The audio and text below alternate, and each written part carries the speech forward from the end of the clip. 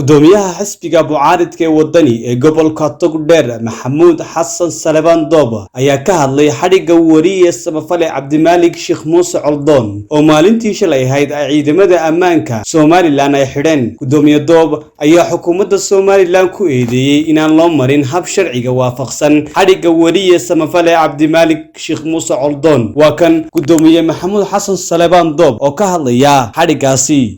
runtii Cabdimaalik xadhigiisa qofka bini'aadamka waa la xidhi karaa, dambi waa lagu sooyi karaa, waa la eedayn karaa,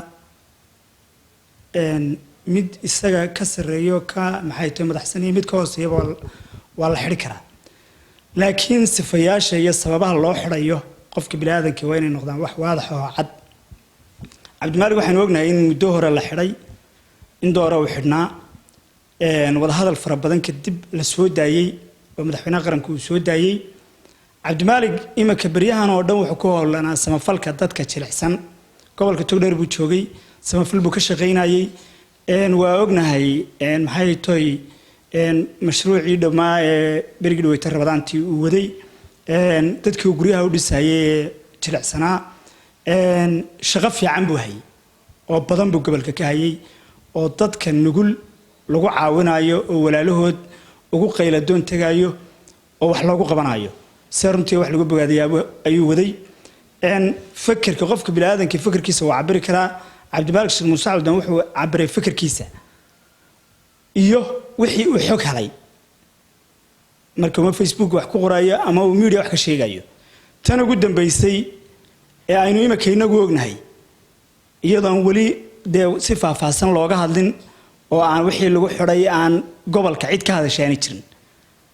qofka ma aha in la iska aftubto la iska xidho, laakiin waa in laga hadlaa oo si faahfaahsan mas'uuliyiintu xarigiisa ay uga bixin kartaa warbixin.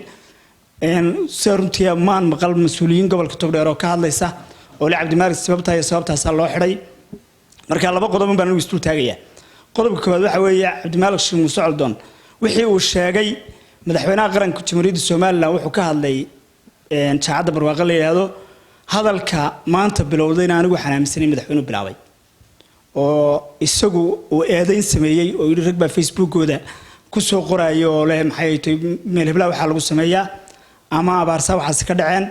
madaxweynuhu waxaad moodaa wax bari hore la faaray, bari hore la aasay inuu dib u soo faaray oo soo celiyo isagu soo rogaal celiyay. marxigtadiina Cabdimaalik oo jawaabaya baan arkay.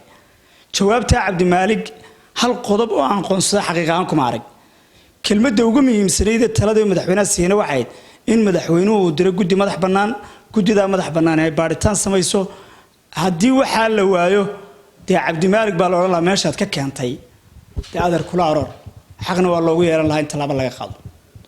laakiin Cabdimaalik wuu taliyay, tala fiican buu taliyay, madaxweynaha tusaale badan buu siiyay, waxa jira buu ka warramay. in la iska indha tirana ma aha xaqiiqada. madaxweyne waxa soo badanaya dhaqan xumada weyn isla ognahay way soo badanaysaa. cid oran karta wax dhaqan xumaa inuu soo gali karaa ma jirto. cid oran karta waxba la inagu soo dhaxfaafin wax la inagu soo dhaxfaafinaya ma jirtaana waa ma jirto. waa la inagu soo dhaxfaafinaya, waa la inoo soo diraya, mabaadiib badan baa la ina soo dhaxgelinaya.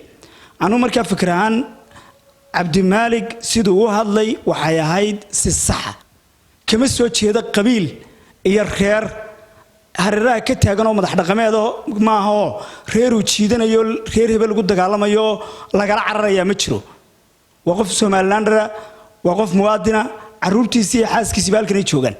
in haddii dambi lagu qaadayo haddii la xidhaayaba saldhiggan dhexe la geeyo, la process gareeyo, xeeraalinta la geeyo, maxkamadda la geeyo, jeelka weyn loo gudbiyo.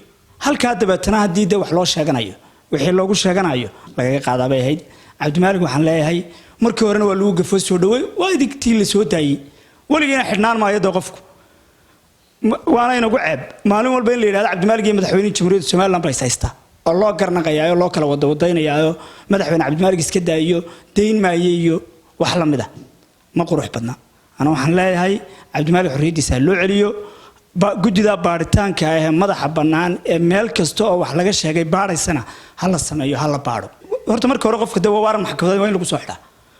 waaran maxkamadeed in Biliisku siteen leeyno ma sheegin, cid ka hadlaysana mayna arag waaba suura in waaran maxkamadeed Cabdimaalik loo soo goostay oo booliisku waaran maxkamadeed ku qabtay waa suuragal laakiin waxa ay dinta saldhiga dhaxaynta la sii mariyo xeeraalinta loo gudbiyo maxkamadda la geeyo la rumaan gareeyo la geeyo dabeetana jeelka weyn deela meeshu maaha burcada Puntland maaha burco Puntland kama tirsan Somaliland bay ka tirsantahay waana magaalada madaxdii labaad maalin walba in la yiraahdo magaalada madaxdii labaad baa tiina dalka iyo in qof la xidhaayo loo ogolaan waayo in garsoorkeenu ka garnaqo ama maamulkeenu ka taliyo ama jeelkeena lagu xidhaana sax ma baan leeyahay ayaan la Cabdullaahi Jaamac warbaahinta caalamiga SBC magaalada Burco.